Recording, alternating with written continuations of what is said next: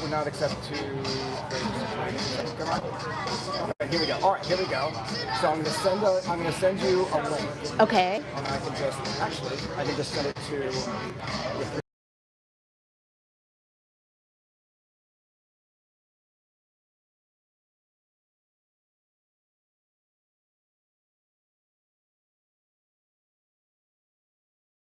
by that.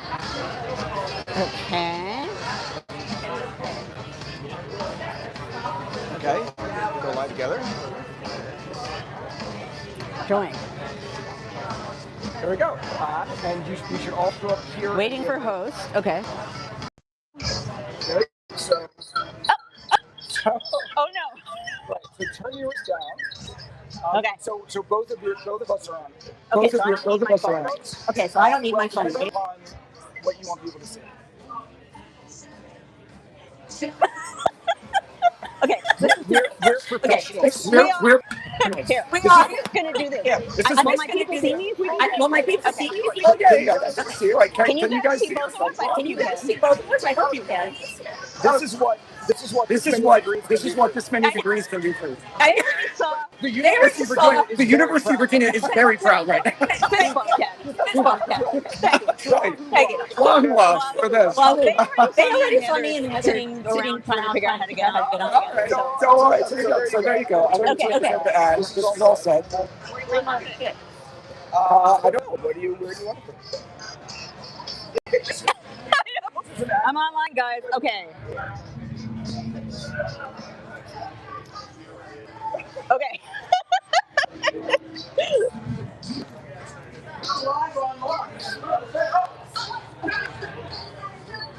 Let's put this on. Both Joanne and I have the same dissertation supervisor. We both went to UVA. We both got our PhDs at UVA. This is what you get from the University of Virginia. Us going, what are we doing? Yes. What do we do? What button do we press? Yeah. Oh, here, this is mine, I think. And I think that's... Well, why don't you sit in the middle? Okay. Okay. Are we going to test these? Yep. Are we going to test these? Is that better, or should we just shout? Okay, so welcome to Chilo's karaoke night. You might need to separate a little bit. Okay.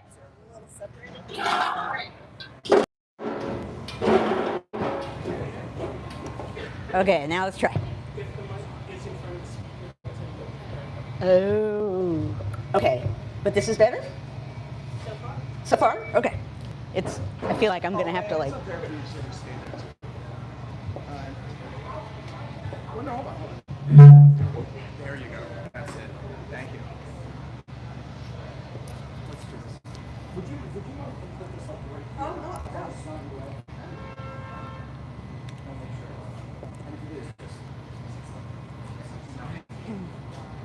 Is that okay? Yeah. There you go. Are you... You can see. There we go. Yeah, you got to get closer. That's fine. Yeah. They can do this fine. Okay. Cool.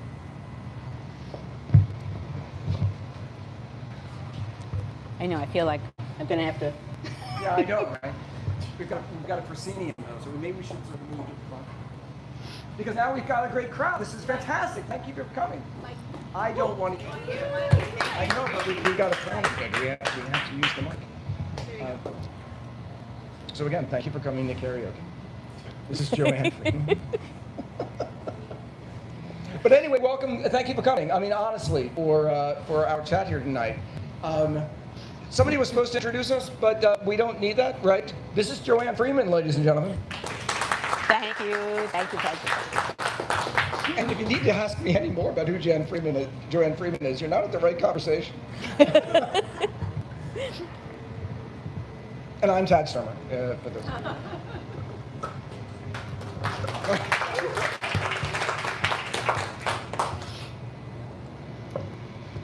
So what do you guys want to talk about? We have an idea what we want to talk about. We can talk all the time. We have a lot of things in common. In terms of how we see history, how we see the American founding, how we see the American founding operating in the stories we tell about it, operating in our lives. How we feel about historians in this moment. How do we feel about historians in this moment? What historians are doing, what aren't they doing, what should they be doing, what shouldn't they be doing? And we both operate not just in terms of print media, but obviously digital engagement and connecting with all of you in all of these other ways is important ways in which we stay engaged as part of the conversation.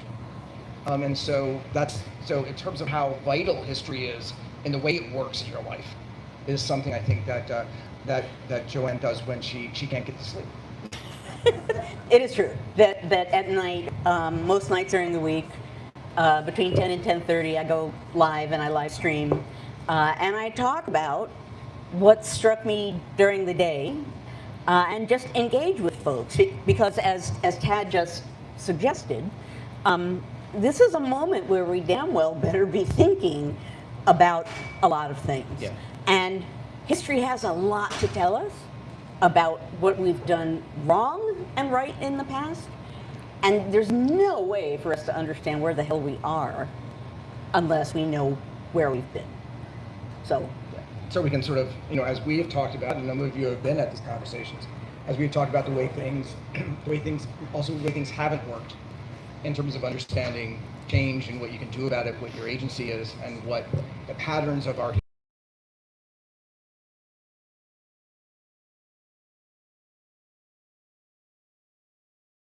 way that you can rely on it. We can't just parachute. Sometimes we can't just parachute 1789 into 2026. As much as we would very much like to, we can't. We have to, and that's part of the work that we have to do, is making sure that we're recognizing what it can't do for us, and what therefore we have to do for ourselves in terms of connecting. dang. Yeah. Oh, you mean that we can't just take a lesson from the past and it's just not going to work one for one, and therefore it will determine and tell us where we need to go? No, it doesn't really work like that. Humans are messy. Well, let me ask a question as we figure out where we want to plunge in. If I were to throw out there a question and say, right now, you got two historians sitting up here in front of you. What's the question you're just dying to ask two historians? That doesn't happen all that often, I would guess. What are you just thinking, like, you're historians, what are you thinking about blah? What are you thinking about whatever? Exactly. What's your WTF? Yeah, that's good. What is your WTF? So I'm curious if there's any historians that have looked at the mechanisms of communication that were utilized to organize revolutionary units and however they looked, compared to what we're dealing with today. And I think of, for example, if the town crier showed up in the 1700s, there's no competition, right? Other than what might be being prepared for dinner. Whereas here, there's a World Cup match, everybody's on their phone, they're Netflix and chilling, go through all the distractions that people have.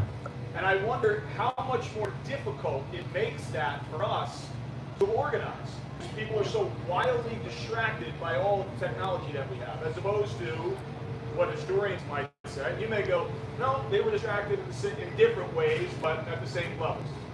Has anybody written about that or discussed it? Well, before we talk about if someone has written about it, it's a really good question, because there's pros and cons to all of the technology, right? Because if you think about democracy as basically a long, ongoing conversation between we, the people, and what we want, and the people who we give power to, any technology that changes communication changes democracy, like really fundamentally. So along the lines of what you're asking, my last book, I talked about the telegraph in the 1840s.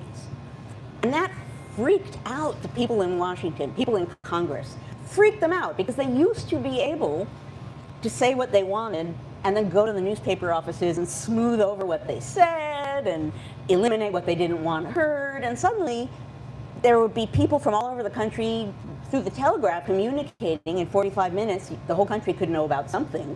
And suddenly these guys, members of Congress, didn't have wiggle room. So, for example, in 1850, there's a moment where one congressman pulls a gun on another, a senator pulls a gun on another senator, right? And all the senators jump on desks because they want to see what's going to happen, because it's going to be a big moment. My last book is about ugly moments in Congress. But what's fascinating about this incident is nothing happens. And they all sit down, as they always did after these bad incidents. And someone stands up, a senator stands up and says, I hope you guys all realize that in 45 minutes, the entire country is going to hear that we're slaughtering each other in the Senate. And there's absolutely nothing we can do about that. So even back, that was 1850. The very things that mean that we can be better informed and we can have more information put the onus on us to try and figure out what's real and what isn't real. So there's a real pro and con, and I feel like even in just the semi-recent past, things like, like I remember getting emails, Barack Obama sending me emails asking fundraising questions, right? And I remember thinking, I know it's just a fundraising email, but Barack Obama is emailing me. That just feels weird. I know, it's like and a tweeting president, right? There are all of these things that we haven't experienced before, and they complicate politics, and they complicate what we think about it, and they complicate how we communicate with each other about it. I mean, if you're a historian, it's fascinating. I always talk about how I have two brains. I have a historian brain and American citizen brain, and historian brain spends a lot of time saying, this is fascinating, but American citizen brain is just most of the time. So historian brain, this is amazing to see how communication is changing everything along the lines of your question, but it's kind of a wild west of communication right now. Yeah, and sort of thinking about it functionally, the way the communications tools, particularly sort of in my wheelhouse, sort of the late 18th century, when we're talking about having when we talk about people who are gaining control of the dominant forms of communication, whether that's newspapers or other things. And there are plenty of historians who have been doing some really great work on that. But when you think about distractions, we get into kind of a problem that Samuel Adams saw. It's not about the number of distractions are out there. It's about the extent to which somebody is distracted from the problem, distracted from what's going on. It can be anything. The nature and scope of those distractions, those don't change in terms of the human experience. But the main functional thing is, what is the distraction from what the problem is, and what is the communication tools that get at that? So Samuel Adams, even by sort of the late resistance period, by 1774, is complaining in the Boston newspapers about how people aren't anymore paying attention, that the abuse of Parliament is persistent, that it's ongoing, and that people need to pay attention to what's going on. They are distracted from the problem, and we're not able to kind of get through to them. So he's hammering, and he's trying in different ways, week after week, to try to get people to pay attention. But part of that is also making sure that the tools that those mechanisms that are unreliable in the point of cutting through is what leads to the committees of correspondence. Is making sure that they're able to develop these other forms of communication that will provide a clear, reliable path of information about where the problem is and what's going on. And so that's kind of the challenge that we have now with technology a bit, and that democracy is an argument, right? Democracy is a fight. It should be. But how technology is being used to, as sort of Joanne points out, that it can be almost a wash in terms of how technology is in fact facilitating that discussion in terms of like today. But the one thing that is, I think, very clear about one of the uses of technology, and it's not perfect, but one of the things that we know is about authoritarians everywhere. The first thing that they want to do is make you feel alone, is make you feel like you're the only one, is make you not be connected with anybody else who thinks what you think, so they can be distracted from the problem. And I think one of the things particularly about digital media, that even we find in the work that we do on digital media, is that it is able to make people not feel alone, is able to make people feel a certain kind of community. And to have that work in real ways. You are all here right now. Do you know, how many of you don't know each other? Well, I mean, but this is the point. I'm not being flippant Yeah, about this. yeah. That if you are following us, if you're here for us, we do particular things. And if you're part of that community, and you've gotten here through digital media, we've gotten here through other stuff that we've been doing, it is that ability to kind of not only bring people together virtually, but use that virtual connection to bring you together physically, to bring you together in person. I'm going to try to. So I hope that starts to answer the question, is that it's not about the broader kind of distraction. It's about the ability for people to be complacent when they become distracted from the problem. And how do you bring people's focus back to the problem? And one of the ways that you do that, you just mentioned, which is community, which is groups, which is we, right? And that's absolutely what authoritarians want, is for you to feel afraid and alone and unsure and not sure if what you're feeling afraid of you should be afraid of. And when you find communities to be part of, and just like here, you guys all came here because you care. Bang, right? This is a community already. And if you're in this kind of community, even if you don't know each other, if you're in this kind of a community, you are now with people who you can bounce ideas off of or interact or say, I'm freaked out by X.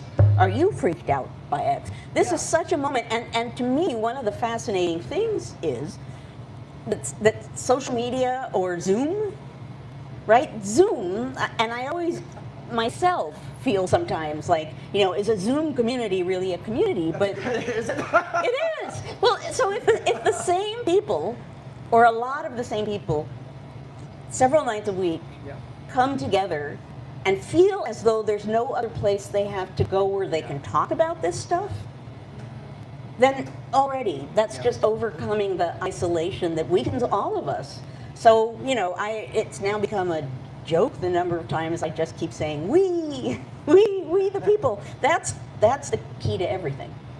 And it doesn't have to be, committees of correspondence, as an early American historian, are fascinating to me, because that was people saying, how the heck do we communicate reliably between places where there's like no real technological way to do that? Oh, I know, we'll meet and we'll write things and then we'll get on a horse and send them somewhere else, and they'll meet and write things and send them along. So, ways in which, in that case, you really have to struggle to create some sense of a we. Now it's much easier for us, and in this moment, it's pretty crucially important. Yeah, and that's why I think the committees of correspondence are just fascinating. And I did a lot of my early work on the committees. And one of the most interesting things about it is that there are two different kinds of the committees of correspondence. There's the Massachusetts intracolonial committees of correspondence, the town committees. But then there is the one that we normally associate with this kind of communication, which is the intercolonial committees of correspondence, the ones created by each colony. But the reason why I find it interesting in terms of this moment in your question is that the impetus for creating the colony-to-colony committees of correspondence was to cut through misinformation. Was that people were getting distorted information about exactly what Parliament was doing, how it was impacting the colonies, and that was getting distorted in the newspapers. And they wanted to come up with a clear, reliable way in which patriot leaders of individual colonies could just get straight. It wasn't yet to the point of mobilizing, organizing, sort of expanding capacity. It was just, at the very beginning, a way to keep people's news straight, so that they then could make reliable decisions on it. And then it turns into more of an infrastructure. But my point is that it's about people who are asking the same questions then that you're asking now, and figuring out how to kind of make their way through it. Who's keeping our news straight now? What a question. He says, Joanne, I turn to you. It's a fascinating question, and it's a million years ago, I was employed at the Library of Congress. And I remember sitting in the manuscript division with people who collect things. And so this was like, I don't know, the early 90s maybe? And the conversation was, okay, what are we collecting now? Right, because there's messages on phone machines. We can't even collect like the little pads while you were gone. Like, what's the actual paper evidence that we're collecting of people in government, of members of Congress, what are we storing here? And there wasn't a clear answer. So first of all, that's just an eternal big question, which is how do you save the stuff? And I think as long as there's been American history, there have been people who stumble along and go, wait, nobody's collecting this. There's a guy in my first book, in like 1803 or something, stumbles into a lumber room and sees like the records of Congress like under logs. And he's like, wait, those are the records of us. Like, why are they under logs, right? And he decides to save them, and that creates ultimately the Massachusetts Historical Society. But as far as nowadays, now, as I kind of suggested before, we end up having to be our own judges of evidence, right? And even, so someone like me, who certainly I'm constantly looking to see what's going on, and there are news sources I like and news sources I don't, and even so, I'll see something and then I have to wait and I have to check and I have to Google and I have to look around before I pass it along. Yeah. So it's really hard, and that serves people, as Tad is suggesting, who don't really want us to be very well informed. Because the practical answer to your question is that nobody anymore, right? And so you have to kind of be your own editor, and you have to aggregate, and then you have to. The need for that kind of practical retail media literacy skills is paramount today, which is, I think, in terms of modern American history, I think might be new in terms of there not being a kind of our ability to trust an independent kind of journalism. There being at least an acceptable standard that you can rely on. We can always sort of think about Walter Cronkite or something like that, but that's not being too glib about it. That there was a certain point at which standards of journalism could be something that in a democracy you could and in fact must rely on. Now there isn't anything like that. I think we can agree there isn't anything like that. And not only is there nothing like that, but most of the major media outlets, in terms of their consolidation, conglomeration, are in fact providing their own narrative events. So it's not just, do you have to actually be your own editor about breaking through all kinds of news? You then have to be critical about it in terms of how you break down misinformation, how you break down somebody else's narrative. And that's a whole different layer. So I think that in terms of where we are about managing that, it is the kind of pressure on the individual is immense. And also important to note that a lot of these media sources creating their own narrative, and it's either their own narrative or they're both sidesing for all eternity. In one way or another, they clearly are suggesting that it is the unbiased truth. Right? That is what they're pitching. Yeah. And so not only do we have to be careful judges, but we have to read past all of these claims. I mean, it's interesting if you think about it. As far as having standards of journalism and some idea of objectivity, that's like a 19th century thing. It's like a mid to late 19th century thing where suddenly people are like, maybe we should have some standards. And we're sort of, what is that, like 100 and some odd years? Now we're no longer in a moment where we can absolutely rely on standards, and now, at least I am constantly looking at independent media sources or people I trust to see what they're looking at. And that's it, and it gets back to your question, is that when you're talking about essentially these communities of trust, we're back to a point where people are, where did you get it? I'm going to send it along. I trust you. Therefore, I will trust what you send me. And whether it's, under the desk news or wherever it is you're getting your stuff, so that, hold on, we are our own aggregators in a community of trust right now in a way that I think is unprecedented. But the thing is that it is at least the capacity for engaging in that is at least there. And that's another importance of community, right? You just use that word. Because if you have people, different circles of people who you trust, those are actually people you can ask questions of or trust information that they give you. You know, I mean, there's all kinds of reasons why community is important now. And one of them is just in times when things are unknown, you need to know you can turn to people for help if you need help, or that you can help other people if they need help. So there's a pragmatic component here. And there's also the importance of having people who can make you feel that you're not sitting alone in your apartment going crazy because you're thinking what you're thinking, you know, but also there's this component as well, which is having people who you know them somewhat and you trust them, and so if they're passing along information, you can say where'd you get it from, you know. It's interesting. I mean, as we're talking here, we're kind of saying that in this high-tech, multimedia, off-the-charts moment, it's personal relationships that are going to help us get through it all. But how do we move beyond speaking to the choir? How do we move Well, beyond that's a good that? question. Yeah. Joanne?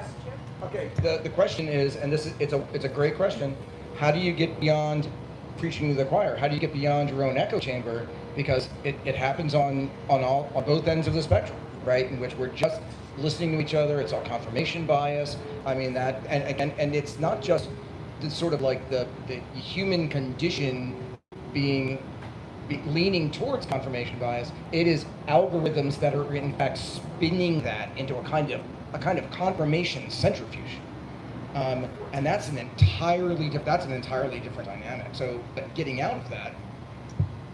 I mean, I don't know if I have an answer to that, and sadly, part of an answer, and I don't like this answer particularly, is if you say something that is true, but that is going to get attention, and people will respond to it, they're going to see it, and then they'll be thinking about it, and then you will get beyond your circle because it'll be floating around. So for example, last night, I think, something floated by me on some social media platform in which Senator Schumer said, the founders called America God's noble experiment. God. Right. And so, as an early American historian, I knew that wasn't true. But there's a huge, and actually I should tell, wherever I go I do this, there's a huge database of all of the writings of all of the founding folk that the National Archives has out there, and it's free. So if someone throws a founder quote, you can actually look it up and see if it's there. So I went and I searched on noble experiment, God's noble. No one said that, right? No one did. So I just went on some platform and said, in the well over 100,000 letters in the Founders Online database, no one used that I think phrase. it's Bangkok. Pardon? I think it's Bangkok. It might even be later. It might even be- Schumer himself likes to use it a lot. But the point is, I know, right? I just said no, right? But I didn't say anything rude. I just said, in this database of a lot of stuff, no evidence of it. And that's bouncing all over the place today, right? And suddenly, I mean, I'm sure Schumer now has heard about it, but other people have heard about it, and some people are going to do what we're saying and say, oh, she's just a crazy liberal historian, and, you know, she doesn't think that, you know, the founding was all about God or whatever else. But it's out there, right? So, you know, I don't think the answer to the question should be rage harvesting, right? You throw something out there and people respond, but depending on how you put it out there, and I had no emotion in my response at all, at least it got beyond my circle, and it got to some other people who at least are thinking about it. That's not a big answer or a good answer, but it struck me today that it at least is spreading around more than I would have thought. I think it's interesting thinking about it as a historical cognate, right? About, you know, other moments in which you're in this echo chamber anyway, right? In which because forms of communication are so localized, but there are other kind of social and cultural pressures that keep you thinking alike, that keep you sort of sharing the same news. I don't think the phenomenon is new. I think that if you're in Salem in 1692, a lot of people who started thinking the same ways about things. What does it though in those moments? You know, even when I'm talking about one of the reasons why enslavers in the South in the 1840s and 1850s are working very hard to keep anti-slavery literature out, to keep them in charge of a kind of echo chamber about the realities of slavery, even as you see the reality in front of you.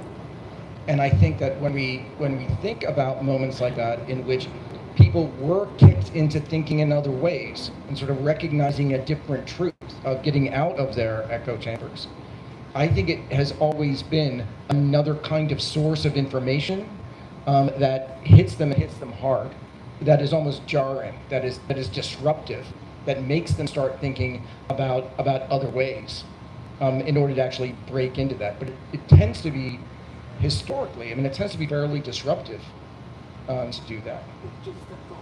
Well, but just about. Yeah, so I have a question. So you're, in my mind, right, growing up as an American child, right, I have this idea that there were this board of people who operated on a certain way, and then at various times there were these sort of revolutionaries, right, who were meeting and having these forming community and making a weed and all of this kind of stuff, and that's great.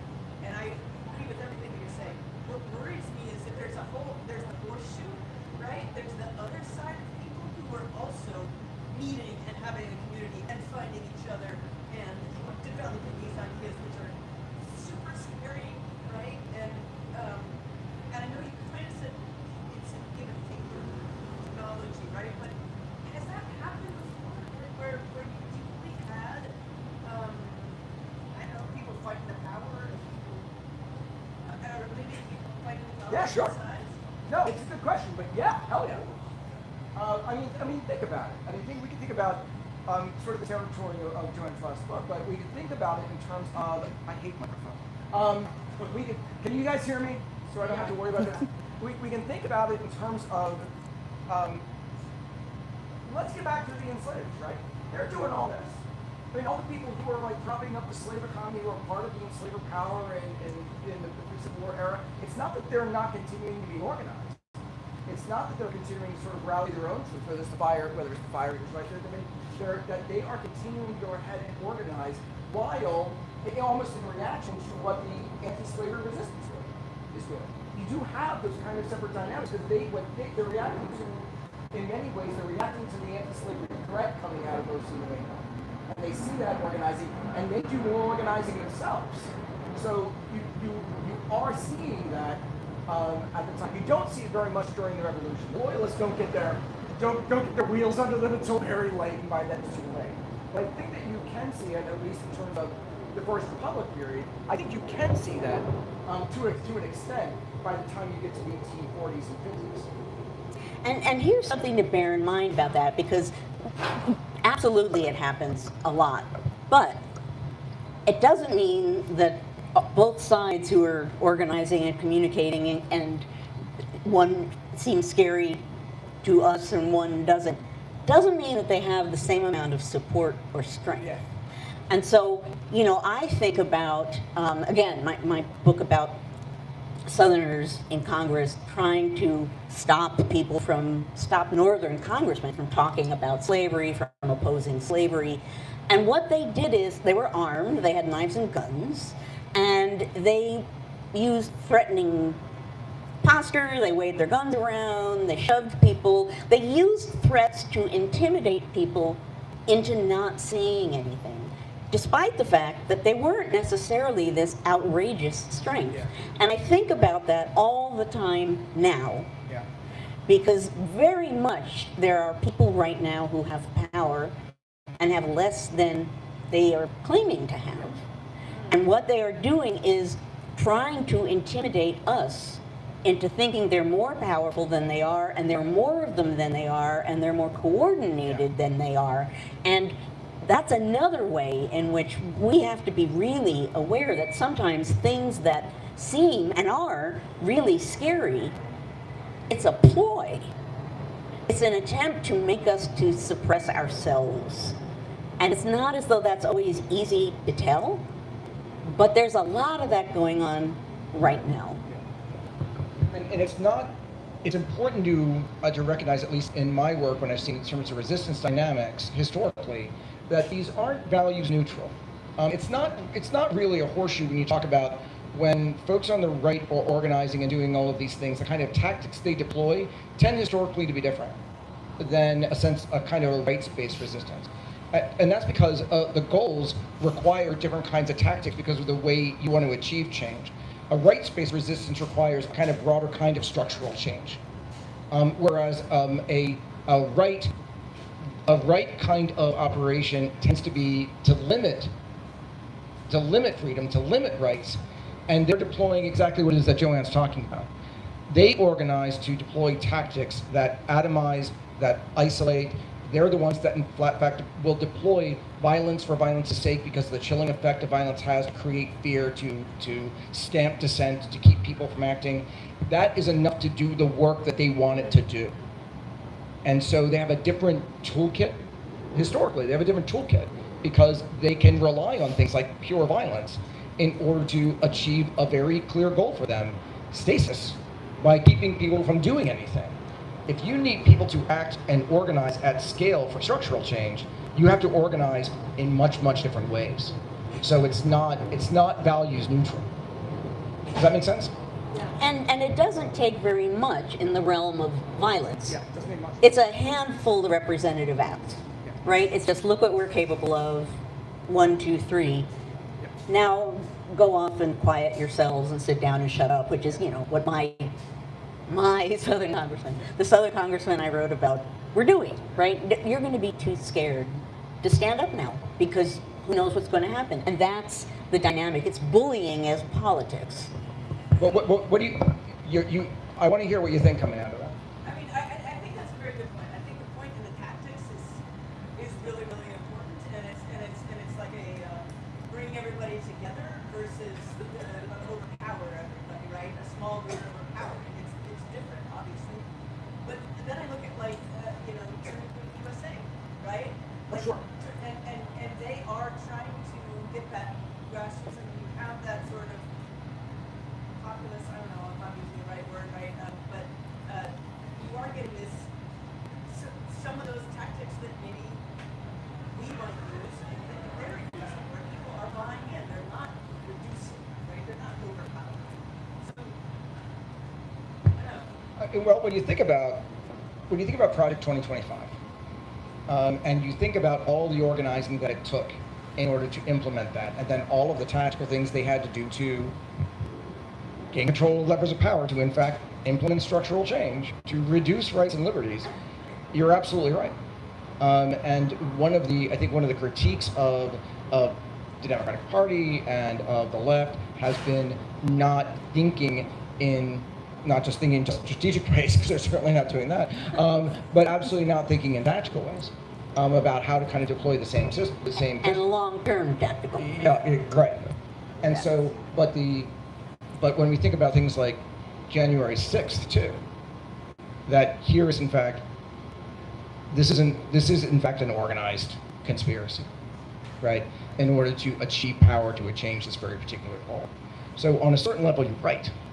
And it is about the success of them in keeping the left essentially disconnected enough that they can't get to the point to recognizing shared goals, so that they can't organize effectively, leverage resources, focus on that end result, but that requires a broader level of vision and sort of an articulation of kind of a shared goal in order to define sort of the basis for that. But I mean, in the end, you're right. It's also That doesn't help. no. But we're historians. We're not hope merchants. You get what we got. I have hope. We can come back. I have hope. But I just lost where I was going. Where did you just end before we had hope? Well, we were talking about what the far right was doing in terms of organizing. Oh, right. Right. So the other thing is, on the left, folks on the left, we're in a moment where a lot of the things that are happening now have happened before, but not in this combination, in this way, with this kind of regime in power. So it's not like, oh, it's the first time there's been white supremacism. Oh, it's not, none of that is new, but the combination is. So this is a moment where we need to be thinking creatively about politics. And Democrats in particular, and again, I keep going back to my last book because it's about Congress, and lo and behold, the echoes are amazing. In Congress, the Southerners broke all the rules, and the Northerners said, but the rules, we have to abide by the rules. Daniel Webster, damn him. We're in this moment when we need new kinds of strategy. We need new kinds of politicians. We can't go along with the same old institutional standards. I mean, Joanne, are you suggesting we must disenthrall ourselves? Gasp. You know, I at one point, how am I going to do this without getting in trouble? You're among friends, Joanne. Yeah. Let's just say, at one point, I talked to a bunch of Washington insiders, and what I was asked to do was express the danger that we're in. And what I felt was no belief in that. And the institutions are there, and we've always operated this way, and this is how we go, and this is how the structure is set up. And these are insiders. These were Democratic insiders who just believed in the system as the system has been operating. I mean, I want to hear what you think about this, but the Democratic socialists who are rising up, to me, and I'm not going to say pro or con about Democratic socialists, what I am going to say as a political historian is that voters are saying they want a different kind of leader. And if the Democrats are smart, they will look and ask, what are the voters saying? Not, how do we make this not happen? Right? We get the leaders we vote for. And in this moment, voters are asking for something different. That's really important. And it's not even just local, it's happening in little pockets. If the Democrats were smart, they would start thinking about what are the voters saying they want? What are they saying they need? And responding to that not by calculating, well, if we do X, Y, and Z, then we'll wrap up this percentage of votes, but thinking in a real ground level way. What kind of political leader right now can have some impact? And the voters seem to be leading the way on that question. The Democratic Party right now doesn't have a lot of faith in democracy. They don't have a lot of faith in the voters. They're not listening to what voters are telling them. There is this narrative that the establishment Democrats seem to keep telling themselves that the Democratic Party remains the last best hope on earth for opposing Donald Trump, and they are the Democratic Party. And therefore, because they are the Democratic Party, anybody who threatens that establishment threatens the last best hope of opposing Trump. It's this self-referential, reinforcing narrative.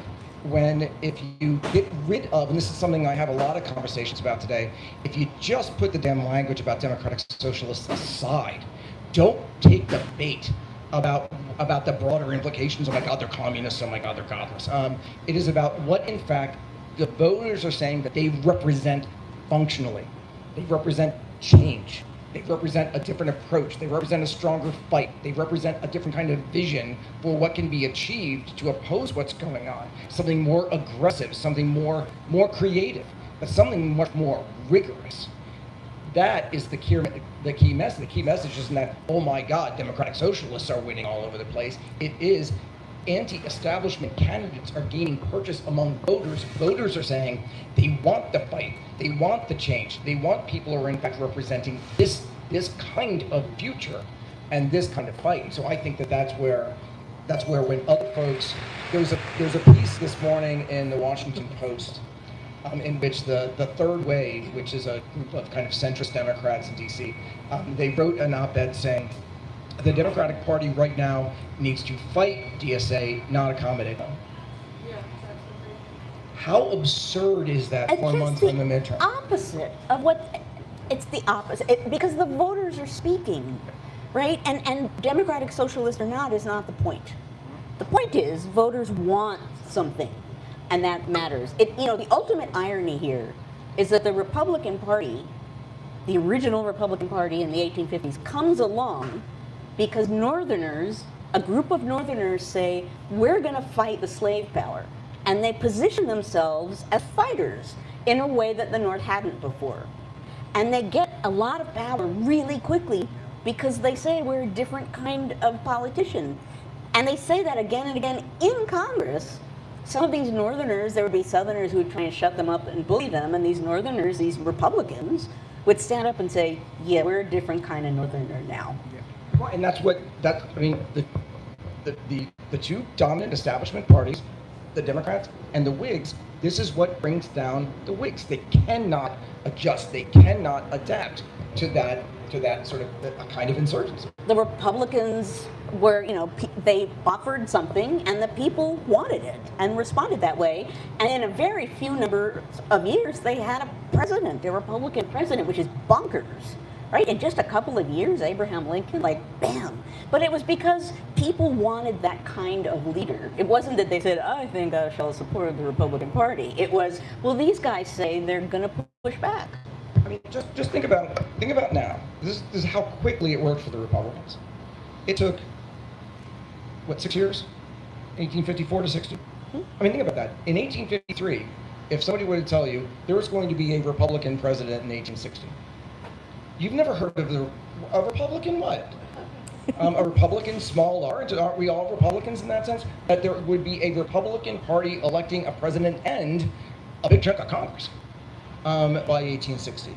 I mean, think about that now. If you were to say 6 years from now, there will be a different party electing a different kind of president and a different kind of Congress. But that's what happened because of similar kinds, you said the same kind, but similar kinds of political pressures and socio-political pressures that we're kind of seeing today that just blew apart the Whig Party. And that is totally a thing that Democrats would be afraid of in terms of historical patterns. I'd be terrified of that. Well, unless they were smart and, and actually thought to themselves, well, history teaches us that the people are expressing a demand. But, yeah. Like, oh my God, democracy, right? How can people not pay attention to what voters are saying? It's absurd. Dave. So, just since that's been said, there's the worshipful attitudes towards history and the politics coming from that, or the critical attitudes towards history, realize this is just us, but in the past, making different choices in different circumstances, and getting people to that point. And people who are living their own lives, they might live in the worshipful world in their heads, but they're actually living in the critical world because they can control politics. Meaning, the future belongs to those who can merge those two, get out of the worshipful style of the understanding of the world that we're in, realizing, oh my gosh, it's not in amber. We, the people, can change it. Right. Because that's what democracy fundamentally is. That means not holding anything as sacred. And realizing everything was built, including that ideal of the newspapers as like a moral arbiter, but that was created. That didn't come out of nowhere. You think about yellow journalism, moving that to the mid-20th century ideal. And if that can be created, and if that can disintegrate, what else can be created and disintegrate? Well, that's fair enough. I like that. So as historians, I'd love to go back to this, which is what he's talking about too, this disenthralling. Because you have the media literacy, which that's a fucking uphill battle, right? And then you have the disenthralling and talking about a different toolkit. Like the way that you go into different comment sections and just go, how about this? You are getting out of your echo chamber. Those things have legs all the time. But as historians, what do you feel like are the breadcrumbs that you can help disenthrall people? Because the Democratic Party, having been, they are not lit. Like, it'll take the entrenched pollsters and ad makers and leadership of that party to die. Yeah. Or we come in and we do something else. So what can we do to help others disenthrall themselves of these ideas and throw a little battery mess? I know Joanne has a much longer, much smarter response to this, so I'll get mine out quickly. They need to respond that they're not so goddamn special. It's this idea that history somehow doesn't apply to them. That right now, historical lessons, historical patterns, they're somehow immune from that. That because they are sort of uniquely situated, that they don't have to look at historical patterns. And so when you talk about the breadcrumbs, we got loads of receipts. We bring the receipts. Here you go. This is what happens in sort of these points of destabilization. We understand the forces that are underneath it. We understand, again, it's not apples to apples. Humans are messy, and we have to sort of account for human messiness. It's not all systems. But when we're talking about that, there are patterns that we can identify. I can identify patterns of discontent, and the sources of that discontent, and what happens when political parties aren't responsive to that. We have plenty of examples of how that happens. But what you have to break into is somebody saying, not us, that's where we are. Right, no, absolutely. And of course, you're talking to historians, and historians are saying, history matters, but it does, right? I mean, because what we do for a living is find patterns, right? We dig through evidence and we find patterns, and then we try and figure out what the patterns mean. And the patterns can tell us about the past, but when you look at enough patterns over time, you begin to understand different ways in which a democratic politics might work, different ways in which a democratic politics can break down. I mean, it isn't. Joanne, you said you didn't read the book.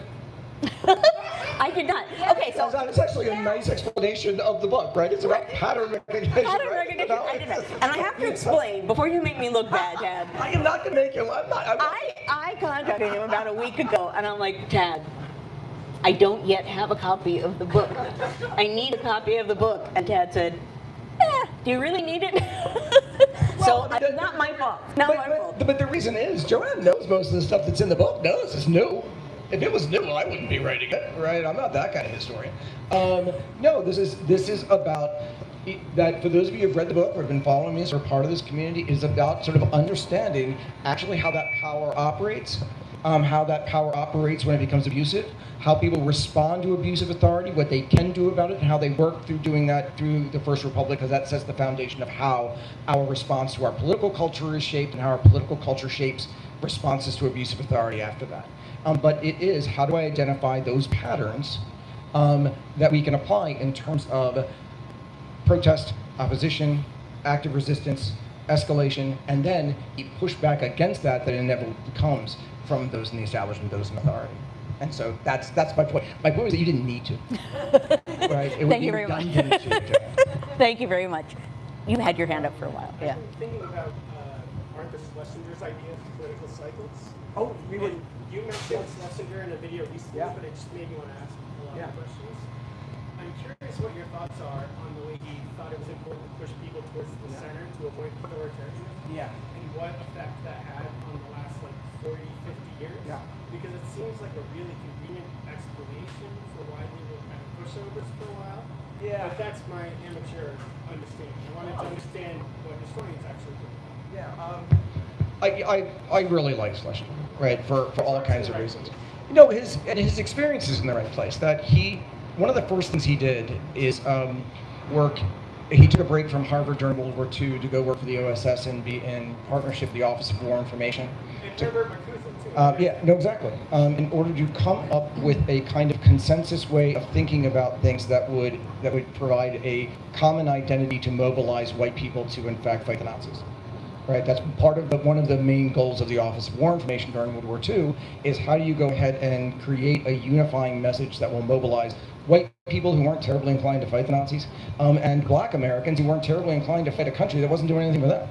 And so they were consciously trying to find a coherent message to do that. And so he kind of starts, he's adapting his thinking about history with a kind of consensus tactical approach being a part of that messaging. And then, of course, after the war, he starts thinking about that and think about sort of like the consensus school of the 1950s and about how that kind of consensus approach, that it's a historiographical school, the consensus school of historians, to come up with a kind of unifying narrative about, particularly about the American Revolution and about sort of the American founding, that diminishes, that is that exactly what you're talking about, sort of like a kind of centering narrative about it. He starts seeing the work that that's doing though, and he becomes rather skeptical about it, even cynical about it. And so by the time he's working for Kennedy in the Kennedy White House in the 1960s, he writes a wonderful speech. He didn't write many speeches for JFK, but he wrote a wonderful speech that Kennedy gave at Yale in 1962. And one of the lines that he put in there was that he was recognizing the danger that this was doing. And he had Kennedy give this wonderful line that the enemy of the truth is not the lie. The enemy of the truth is the myth. Powerful, persistent, distorting in a seductive way. He kind of saw the danger that was doing, and then he kind of built on that in, I think, one of his most important books that people should read right now, and Gina and I were talking about this before, is The Imperial Presidency, that he writes after Watergate. His kind of almost forensic analysis of executive authority, constitutional executive authority, about how it metastasized over the course of American history, how the anti-federalists were essentially right, because you could see what Nixon was doing. And also his broader discussion about the need for structural change in terms of the executive authority that had been accreted to the executive. How do you change that? Because it's a runaway train. And it's very interesting that in the mid-1970s, there are smart people who are thinking about structural change. There are congressional hearings about changing presidential terms from 2 to 1 6-year terms. The other kind of things we talk about now, the elimination of the Electoral College, real meaningful structural change. But the wind gets taken out of that when Ford decides that he's going to pardon Nixon as kind of a nod to, we need to lower the wind speed of politics, we need to kind of move on, and that kind of rips the impetus out from under that. And so it's interesting to talk about Schlesinger because he's like there through the whole thing. He is a part of sort of moving to that kind of centrist idea, but then he sees the harm that it's causing, he's seeing how it's working, and then he ends up in a structural critique by the 1970s, seeing Nixon do all these things. And that's what's sort of interesting about the moment that we're in, is that these conversations were being had in 1974. And people were dealing with them in ways and offering alternatives in ways that we can't get to now. Nobody's talking about these kind of structural change, but those were fairly widespread. There were still hearings about these things going into 1980. Now nothing came of them, but at least people were having a conversation about it. Well, that's what I'm curious about. What should we do differently now, since we can look back and learn from that? I don't know. I do not have an answer to that. Yes. We're historians. We look at the past. What are you reading right now? I don't know. Well, it just seems as though things didn't unfold the way you wanted, and so there must be things for us to learn. Well, we can tell you what people in the past did, right? And my favorite people now, I dig the radical Republicans. I think that they're the shit, right? I mean, if you want a group of people who, sometimes when we're talking, particularly early American history, because the language can sometimes be remote, we try to make their words mean what it is that we want them to mean, often. Because we freight that to them. You think? Yeah. Like every politician in the world. It's Chuck Schumer, right, saying this, to just put words in their mouths. The founder said something. Maybe you were talking about John Winthrop or something like that. But at least with the radical Republicans, I think we can have a reasonable agreement that they said what they meant in a kind of modern way. I mean, in a way that we don't have to do a whole lot of massaging to understand what it is that they intended.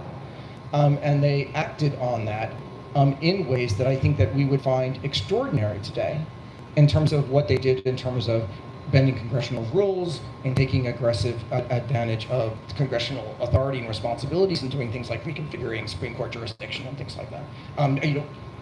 God forbid, lowering the number of justices on the Supreme Court so that somebody can't appoint more. Right? They did that. They made sure that they didn't want Andrew Johnson to go ahead and appoint more justices, so they lowered the size of the court. They dropped it by 2, so he wouldn't have any appointments. They didn't want certain kinds of cases that would cover Reconstruction getting to him. So as a case is being decided in front of the court, they changed the jurisdiction of the court. A case that would have in fact gutted one of the major Reconstruction laws gets to the Supreme Court, is argued, and while the justices are continuing it, the radical Republicans change the jurisdiction of the Supreme Court. And then Sam Chase comes back and instead of issuing his opinion, says actually, we can no longer issue an opinion in this, it is no longer a jurisdiction because Congress has passed a law. And so the Reconstruction law stood. It is taking advantage of those kind of opportunities that I think we can see that other people did, so therefore it is possible. Or if there is a vision and there is a will, then there is the capacity for that kind of change. I think that's probably the best that we can do. Does that make sense? Yeah, that's what I'm hoping for from the new generation as it comes to power. That's what I see with AOC. But that requires a vision for change. Oh, yeah. And that is kind of like making sure that there is an articulation of that vision and a kind of leadership to provide that vision. So you see what that change is required. And they had a very clear goal they wanted to achieve in terms of not just abolition, well, what makes abolition meaningful? And they had shared rules. Yeah. Like, I don't know, the rule of law. Yeah. You know, I mean, they had certain rules in place that they assumed were basic and operational, unlike now, so that they could do more because they didn't, when they were building or rebuilding or restructuring, they could take some things for granted that nowadays we can't so much. Oh, that's a good point, is that I think right now there's kind of a foundation that's been ripped out from under us, in which we're all kind of unmoored, and certainly these guys are kind of unmoored. And so without that, I think that it's kind of, when I think about it in writing, you kind of have an orphan idea, and you can't quite anchor it. I think there are a lot of orphans, out there, and they're kind of unanchored, so you can't situate it. You had your hand up a couple of times.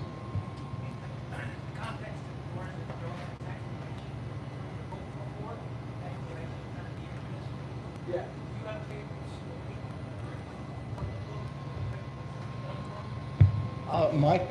My favorite story from the book is the Radical Republicans. Well, it was one of the more unexpected stories, and it's my favorite story because when she listens to the chapter in the audiobook, it makes my wife cry. Every time. It's the beginning of the last chapter. It is what the Radical Republicans do to keep the returning Southern representatives out of Congress, so that they can make sure that they maintain a supermajority to override everything Andrew Johnson's going to do and pass the 14th Amendment. They come back in December of '65, and there have already been the idea that there are already rebel states that have been allowed back in the Union because they've been reorganized, and so the members of the House of Representatives are there on the floor of the House, and they have their credentials, and they just need to be recognized. But it would have sunk the supermajority of the Republicans. No 14th Amendment, no overriding Andrew Johnson. It would have sunk it. And so what do? They can't allow them to sit. So what Thaddeus Stevens does is that he works with Edward McPherson, who was the clerk of the House, and they had both been members from Pennsylvania. They knew each other for a very long time, and they came up with a plan. McPherson, at the beginning of Congress, and you and I, we were ships passing in Congress. You worked in the Library of Congress in the 90s, and I worked in the Senate and House in the 90s. And so we sort of understand this kind of language. So at the beginning of every kind of new House, the clerk has to recognize all the members. And so McPherson goes through the roll. Now, the Civil War roll, it was interesting in a couple of ways. That it didn't go alphabetically. It was still operating along the Continental Congress way of doing things. So it went geographically, so it started with Maine. And so you would go down and you would call every member. Well, when it got to the states that had been seceded states but were let back in, during the war, they would call the state but wouldn't call the representatives. They would just let it go. There would just be silence. Because with the theory that they in fact hadn't left the Union, they had just kind of vacated, sort of that kind of legal theory. But what McPherson did is that he continued that. So there are members from Louisiana that are on the floor, and they're there with their credentials. And then he's going through, Maryland, Mr. Jones, present. Mr. Johnson, present. Louisiana, and they're waiting.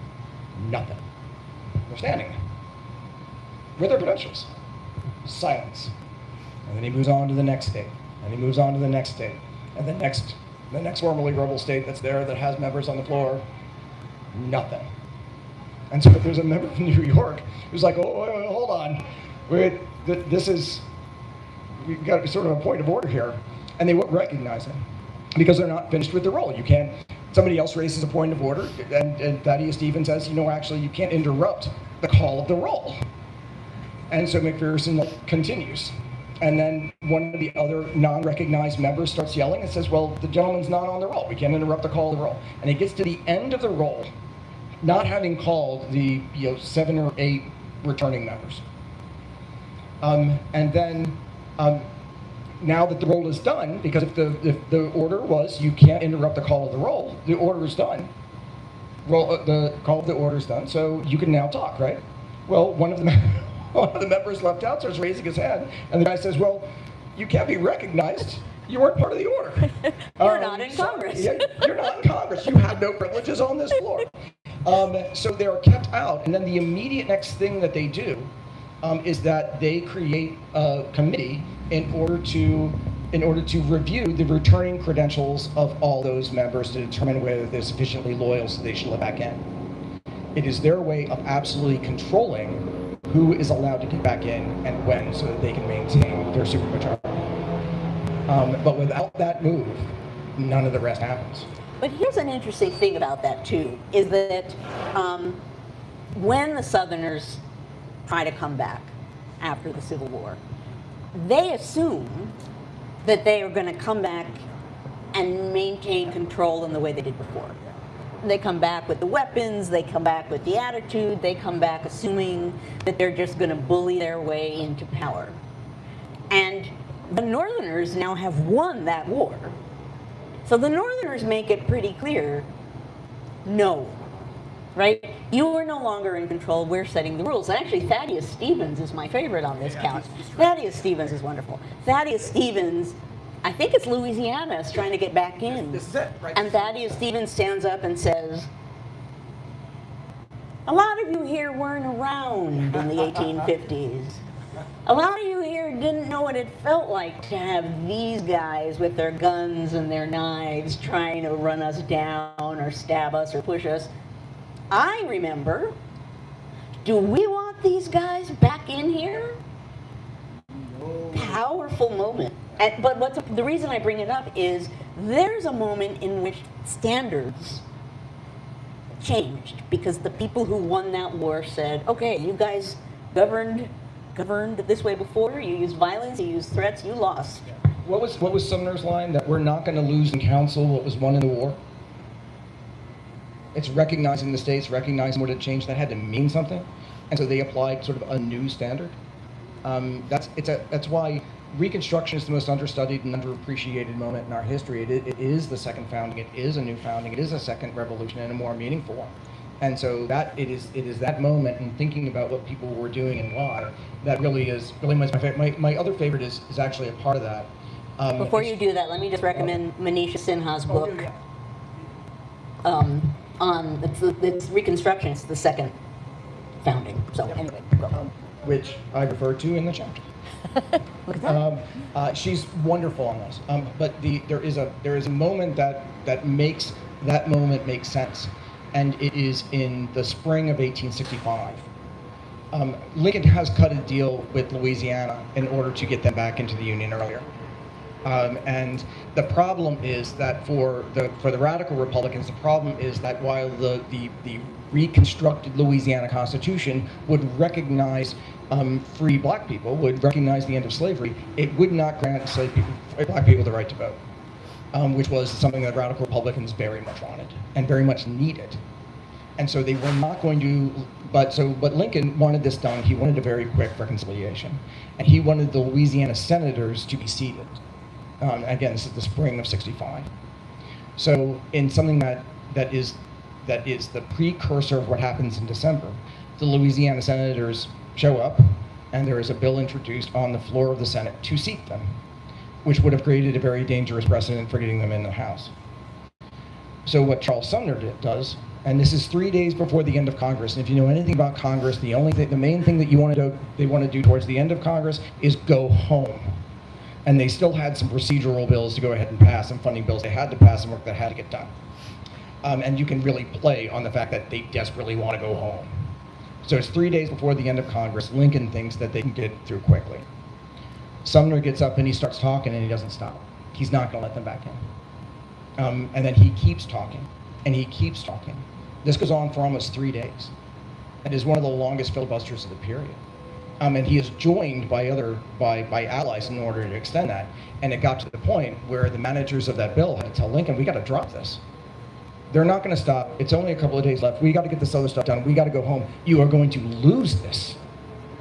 And they give it up because of what Sumner did. Had Sumner not done that, had they let the senators back in, Stevens has no grounds to keep them out of the House. The precedent's already been set. And it's those kind of stories about what people did, not necessarily being a senator from New Jersey who was going to go ahead and make a marathon speech. That's not stopping anything from happening. This is the real thing. And I think that when we see those examples from our history of people using the tools that they have, not tools that they have to make up, using the tools, the procedural tools that are right in front of them to actually slow things down, halt things, make people pay a cost, make them reconsider what they're doing, make them change tactics. Can work wonders, and we don't have to make them up. We don't have to go to a movie. It doesn't have to come from fiction. We can in fact see things that people in fact did using tools that people have now. Using the rules that were in place, Yep. but using them strategically, not to grandstand, not to get press, but actually, I mean, the rules of Congress are, they're intricate, and if you're a master of those rules, you control a lot of power. But precisely what you're saying, that these are people who are making dramatic change by using the rules and the structures in place. But the key to that is having that clear. Joanne pointed it out brilliantly, right? You've got using them strategically, which means you've got a clear vision about what you want to achieve. It's not just about visibility, transparency. It's not about getting more attention to yourself or something. You are using it to accomplish this other end, and there are tools for you to use that. The parliamentary procedure is a strange, fascinating, and wonderful thing, particularly in the Senate, because everything operates on unanimous consent. But there are all kinds of tools that you can use that people have used. You sort of stroll those things out. John Quincy Adams. John Quincy Adams. The master of rules in the House of Representatives. Okay, John Quincy Adams, I have to say, on his behalf. He goes back to the House after he's president, right? He's done being president, he becomes a representative and goes back to Congress. And he's like the son of a founder, a former president, senior guy, right? And he goes back, and he is the master of parliamentary rules, so he can just manipulate the whole floor, which he does constantly, right? Oh, well, you think you're going to do that, do you? Well, here are these other 5 things you have to consider because they're part of the rules. He's masterful at it, and he knows, because of all of these things, son of a founder, former president, people aren't going to run at him with knives and guns. So he can say and fight back in any way he wants. There's a Virginian who is just out to get him. And at one point, the Virginian says to him, if you weren't who you are, you would feel my fists. And Adams writes in his diary that night, oh, today Henry Wise threatened to kill me. So I greatly admire him because he was fighting the fight, and he used the tools of Congress to really stand up to slavery. And again, it's about this vision. He's not doing it just because he wants to go back and he kind of wants to fight. This is about the anti-slavery resistance. I mean, he's got a very clear idea about his role, about what he needs to achieve, whether it's about the gag rule, whether it's about other things. I mean, he's got a very clear idea of what he is there to do, thinking strategically about how to deploy the rules that are at his disposal to get this stuff done. And Lincoln heard him. What? Lincoln heard him and felt like the founders were telling him to get rid of slavery. I think Lincoln's a little bit more complicated than that. Yeah. That's me. I'm not Lincoln's biggest fan. Well, we're going to be historians. Yeah. We're going to be historians and say it's complicated. Yeah. So from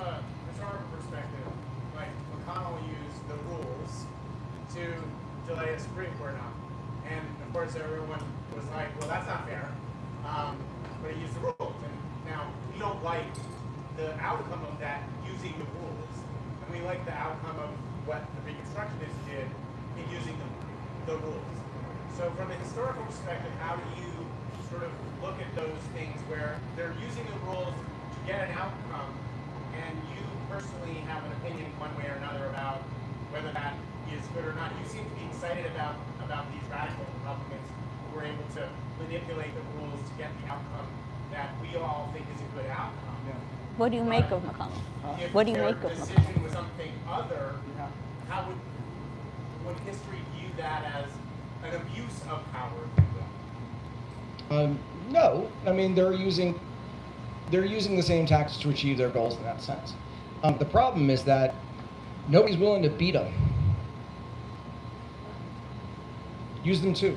I mean, that again, if you're going to use the rules, don't decide you're going to unilaterally disarm by saying, okay, well, we don't want to use the rules in this way, and this is part of the argument that Congress uses all the time now, because we might give them an incentive to use them again against us and maybe come back worse against us.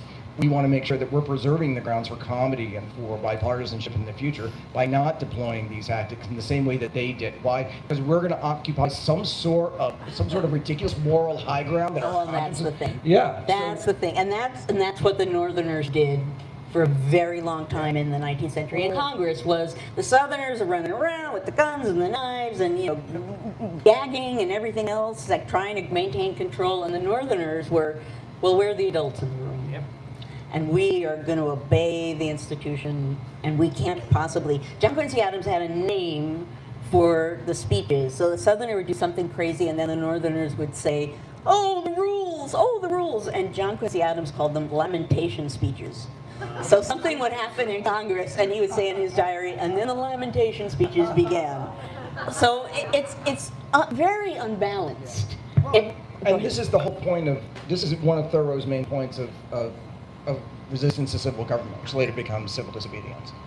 He's railing against these people. He calls them the men of 87, in contradiction to the spirit of 76, that the men of 87 are the folks who are getting up and will support the Constitution in every way possible and support the norms and never offer any kind of change because they can always sort of lean in. He's mainly focusing on Webster, right? But I mean, focusing on these guys that will go ahead and say we must abide by the rules and the rules that were established by the founders, and we can't change that, even while other guys are running roughshod over them. And it is Thoreau's frustration with that comes out for a big chunk of the diagnostics that civil disobedience is about. So he's kind of recognizing that and showing his kind of frustration of that.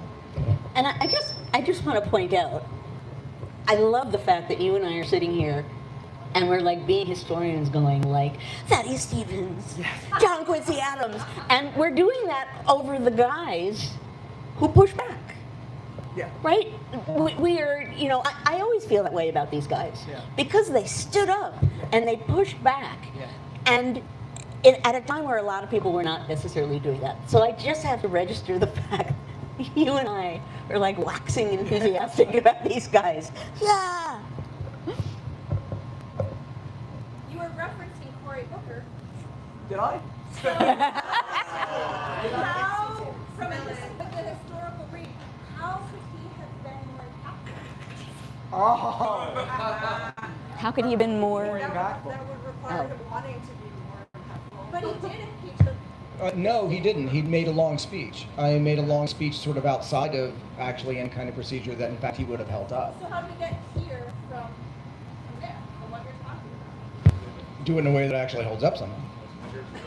Well, no, I mean, because of, we can get into kind of cloture rules and things like that, and the way that unanimous consent works, but this idea that major funding bills and other things should just kind of go through, that nominations should just kind of go through, that even if you're going to go ahead and vote for them, this idea that you're not going to actually just hold up everything, right? Hold up everything. Because what we have known, what we have seen, man, I'm putting on my citizen brain, right? Sort of Joanne's citizen brain from the historian brain. It is about what we know historically is that abusive authority tends to be very brittle. And it takes very little pushback to get them to recalibrate, to analyze their costs, to find another way when there has been interruption, when there is something that has been put in their way. When it's not, they become emboldened and they just keep pushing and pushing and pushing. That's kind of Hannah Arendt's, physics of resistance and authority. But when we're talking about maybe applying that to today, we have an abuse of authority in this executive and their allies in Congress that are willing to go ahead and continue to go ahead and send things through because they have an understanding that for the most part, most of the stuff's going to get through. Because there is the support for comedy, there's the support for standards, and there's the support that they might have a vote on it. There might be a couple of things that get held up because they can't achieve cloture, but not a lot of them. And so the minute that you put a bit of friction, again, get back to Thoreau, the friction in the machine, right? The minute you get a bit of friction, the minute you hold them up just a bit, then they've got to recalculate, they've got to recalibrate. You got to bring them to the table.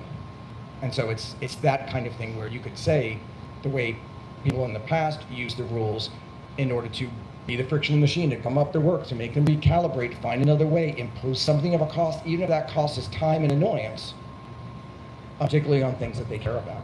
Time and annoyance and publicity, right? Because if you're throwing that interruption in, you're then potentially exposing precisely what they're trying to do, which they don't necessarily want to be exposed. So that's a power too. That's a kind of power too.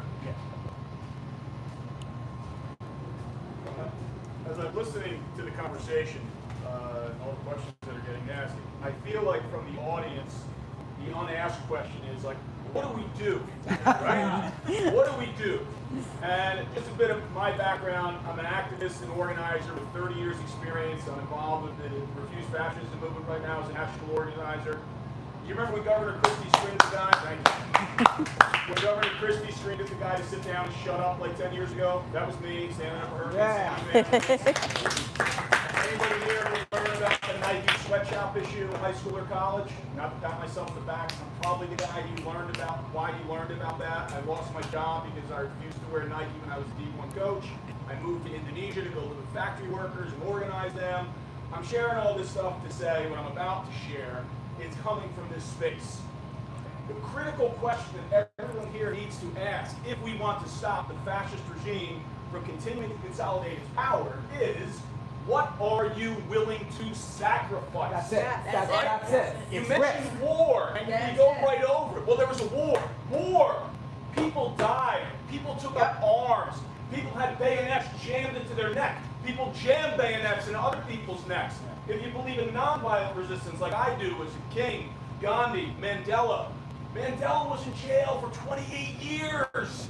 Gandhi for 6 years. King eventually assassinated after being jailed and beaten. People sent their kids to be hit with fire hoses, right? You all heard about Delaney Hall, yes? How many of you were there? I'm from New Jersey. 2 of us were there, 3 of us in this room of people who came to see resistance historians. What are you waiting for? Yeah, it sucks to get hit with tear gas.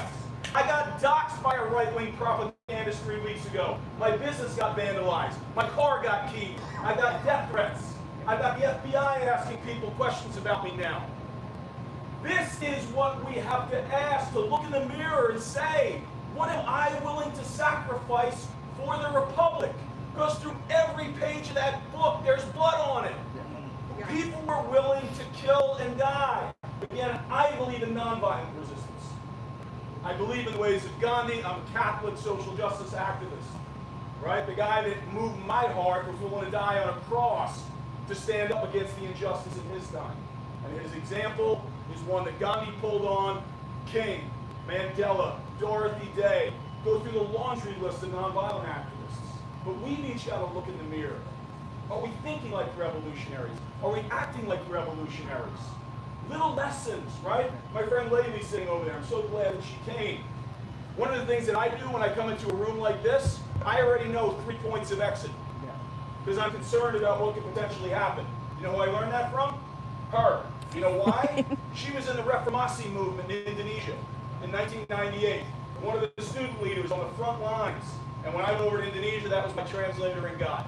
And every room we went into, the first time, she said, "Give me." Make sure you know 3 exits, right? Because something bad could happen. And I'm using that as an example of how revolutionaries think. This isn't an academic exercise. We need the academics. We need the analysis. But if we're going to drive a fascist regime from power that is consolidating at an alarming rate every day, we've got to ask, what will I put on the line? Where am I willing to put my body on the line? Am I willing to sacrifice and die for people that I will never meet, who will get the fruits of the labor as we all are sitting in right now here in our republic? I want to add to that. And it's going to sound a lot smaller, but I think it's equally important. And that is, everything matters. Everything you do. Resistance is a spectrum. And some things you do are big. But throwing sand in the gears, finding ways to make that friction, finding ways on a daily basis to do things to make it harder for the people who have power to do what they want to do. We do need to think about what we're willing to do in this moment, but I want to add to what you said, the simple point that everything that we do to resist matters. Every day we can do something. You can wake up and think about a thing to do that day to push back, to get in the way. It's not, in the end, massive change doesn't necessarily happen that way, but that's part of how you get to massive change. And that conversation is the conversation we have to lean into. We have to, because one of the important things to understand about resistance dynamics in American history is there are 2 important things. One, resistance at scale doesn't happen until comfortable people move, until comfortable people are willing to risk what they have. That's why the toughest chapter in the book, I wrote it and I ripped it up 5 times, is about the nature of support of Bill of Rights. It's about John Brown, and about the scope. I couldn't figure out a way to tell that story, because what I understood by studying resistance in different contexts and then bring it back to the American context is that that radicalized people to whom the abusive authority is operating against, they are doing something. The black resistance was doing everything it possibly could and more. Sophisticated, dedicated, visionary, but couldn't move at scale because it wasn't enough. They couldn't move at scale against abusive authority operating at scale until they got comfortable white people in the middle to goddamn care. And then to be willing to risk and to ask those questions. Those are the questions being asked in the 1850s. That's part of the split between the disunionists and the garrisons and all of those folks about what are you willing to risk to achieve structural change, because this is the other part. It's not just that resistance to scale doesn't move until you have the essentially the white comfortable people in the middle understand that they are at risk and will move, that they have a risk of loss, therefore they have to act to protect it.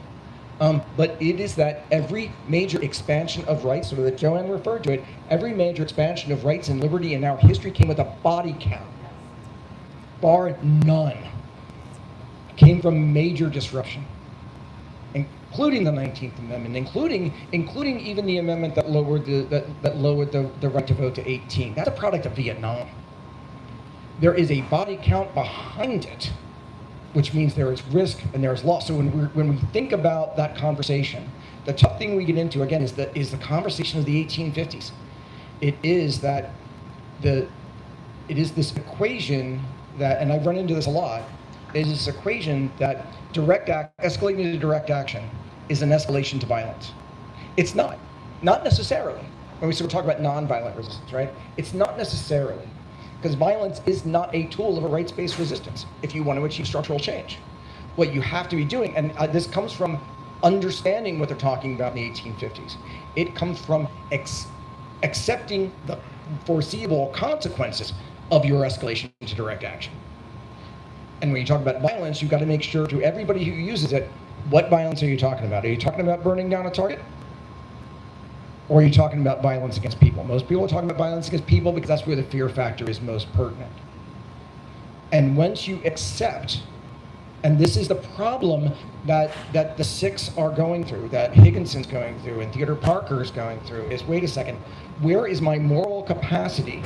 Where do I draw on to accept the foreseeable consequences of what I am doing by supporting Brown, understanding exactly what Brown wants to do? What is your, we can understand Brown's moral compass, I think, fairly clearly. I think we can talk about this a lot. The Transcendentalists and the Unitarians don't have quite as coherent and robust sort of an approach of kind of their moral philosophy. They have it there, but when you're talking about accepting violence as a foreseeable outcome, including violence against you, nobody goes into this, for the most part, when we're talking about these guys, with an idea of committing violence against other people. That is very rarely a part of this conversation, even though the other side would like to frame it that way. This is about what are the foreseeable outcomes of this? Can it result in harm to us? Can it result in harm to others? And given our understanding, and this gets to your point, given our understanding of stakes, are the stakes so high that I am willing to risk even that? Recognize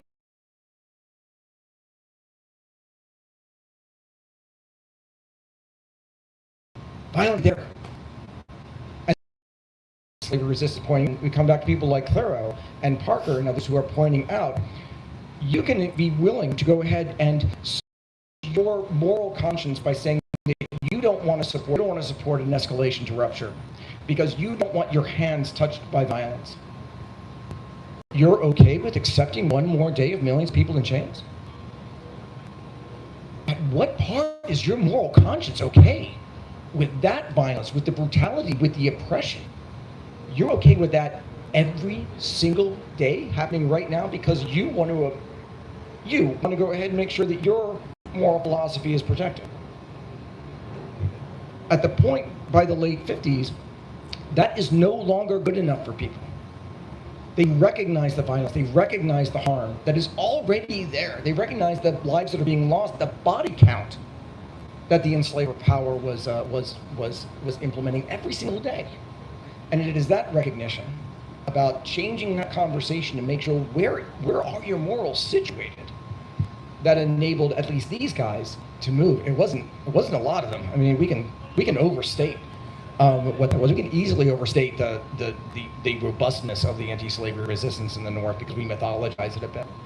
But the folks who are actually willing to move were willing to go ahead and do that, and even a little bit could go a very long way in towards rupture. But when we talk about resistance, we have to be very clear about what that escalation to direct action means, what it represents, and what your moral capacity is to understand its outcomes. And therefore, what are you willing to risk?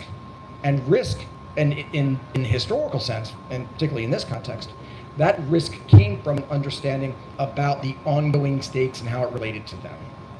And so that's why I think that conversation is one that we need to have more of, because right now, I don't think people see that kind of stakes for themselves, right? I'm not saying it's a complacency, but I think that there is a kind of buffer between the abuse of authority as they see it operating, because in the news, the way it hits us is kind of waxing and waning. There's no reason we're not faced with news about Delaney Hall every goddamn day. It's going on. It's going on right now. Back in the day, maybe not even back in the day, Jesus, 3 years ago, would this have been on the news 24/7? The fact that we have to keep diving in and out of what's going on at Delaney Hall, we have to go searching for, getting to your question beforehand about where do we kind of find reliable news sources. If they are not reporting on this kind of thing that is happening all the time, the escalation of ICE to disappearing 10,000 more people because they had to shift their tactics and it's not quite so visible. All of this is going on pervasively at scale all the time. And because of the way our perceptions are kind of, to your first question, they're kind of distracted from it because there isn't persistent coverage of it that's right in front of us. Then they can exhale, right? And it is in that exhale, that relaxation, that people lose focus, they lose attention, and you need to be able to make sure you keep bringing it up. So we need to keep having those conversations because you clearly see, and you're right, that this point has arrived and the cost only gets greater. The cost of inaction that we will have to pay will only get greater that's a tough argument to make to people, but we got to keep making it. Lindsay. I'm sorry, Joanne, do you want to? Go ahead. I think to that point, I spent a lot of time going. I spent all of life working at going. I also spent a few weeks in Minneapolis in January, beginning of February. So what I can say is like hearing your frustration, I share. But what I saw in Minneapolis and what I'm seeing in Delaney and the differences between the two. Delaney Hall, while it's across the river from the biggest city in the country, it's surrounded by a sewage treatment plant. It's in the middle of an industrial area. It's out of sight, out of mind for a lot of people. We've already talked about the muddy waters media and stories getting out to the people that they need to get to. In Minneapolis, we had paramilitary Gestapo going door to door, dragging people from their homes and asking for papers. And what happened there? People got the fuck out. Negative 30 degrees, people being murdered in the streets, they showed up. They kept showing up for their neighbors. So I know when people have no choice but to look in the eyes what's happening, they show up. Right now it's easy to forget what's happening. It's off, outside, out of mind. And it's frustrating to me. But I do know that once there's no option to look away, people are gonna get it together. They did it in Minneapolis, and they will do that everywhere else. It's terrifying to think of what it will take to get to that point on the bigger scale. A lot of awful things are gonna happen. But I do know the hope that I take from what I saw in Minnesota is that the walls come down between people. I saw, I was fortunate enough to stay with a good friend of mine who lives there, who lives in the family home she grew up in now. It's a half of a neighborhood she wouldn't be able to afford to live in at this point. But the next street over, they have a carriage house. This is the type of neighborhood we're talking about. And these wine moms turned this carriage house into a makeshift grocery where the families from the elementary school a couple of doors down, they pull into the driveway and wine moms, rich, white wine moms are loading up the cars of immigrant families. The walls break down when we have no option to look away. So it's scary right now and it's hard to keep hope. When it comes to your community, right? It comes to your community. These are your people. It's right in front of you. It's houses next door. Absolutely. And that is another way of coming at community, right? That's it. Yeah. Thank you for getting me back to that. That's exactly what I was going to say. Joanne made she led it off with that discussion, but there's a key structural point in terms of resistance operating. We see how it can function properly, viscerally, effectively on the ground in Minneapolis at Delaney Hall. We saw it in LA. We saw it a bit in New Orleans. We have seen it operating in different places at different times. I think the one thing that we can agree sort of as a historical pattern is that resistance is not a top-down thing. It's not a bottom-up thing either. It's a bottom-across thing.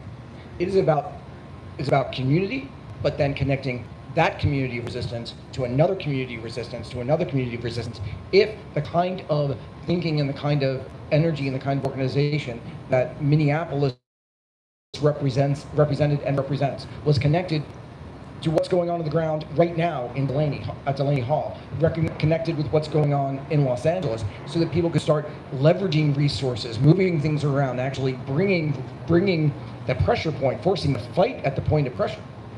That's where, as a historical matter, looking at patterns, I mean, that is what is missing right now in terms of even the building blocks of an effective resistance that can operate at scale. But you can see, the power of what happened in Minneapolis. The fact that this was a community, these were people helping each other out in the streets in crazy cold. That had a power. The power of that spread everywhere, right? You couldn't look away far removed from it because you felt what they were feeling in that moment. And that's part of how you spread that kind of involvement and that kind of power. It's a great point, because one of the things that we get asked a lot is what do we do? What are people doing? Is there any kind of resistance? And the great thing is that damn well there is. We've seen exactly how it works. We've seen it be effective. There is no inventing the wheel. There's no abstraction. We actually know people who are doing the right organizing on the ground. We have the evidence, and we have seen it work. What we need to make sure is that is that that community is being connected to another community, is being connected to another community. And so we have to leverage those resources. It is. I've seen a lot of the same faces that I saw in Minneapolis at the week. I can't tell you how many people have made the trip on their own time. And how many people, myself and my friend who's runs a nonprofit in Southern California, made the trip up to Minneapolis to take the Alabama. It is. I tell you, I've seen it. I firsthand see it. But the other part of the problem with this, and this is the world's worst answer, but from a historical standpoint, again, we're not here to make you leave happy. Right? Joanne does a good job of that. I'm terrible at it. You guys know I'm terrible at this. But this takes a while. That we see what's going on, and the anger is real, the angst is real, the desire to change is real, but because of all of those influences and forces that are dampening down people from acting, it takes a long time for the evolution of resistance to actually develop and evolve into a more kind of sophisticated network. We want it to happen now and get frustrated that it's not, but is, to the extent there, I won't use the H word, but to the extent that there is fuel for resolve to keep going, it is that there are examples of people who are doing it right now. And you say you're seeing the same faces, that means that there is a core. That's what I want to there. go to. That's Right. where I want to go. So absolutely, it will take a long time.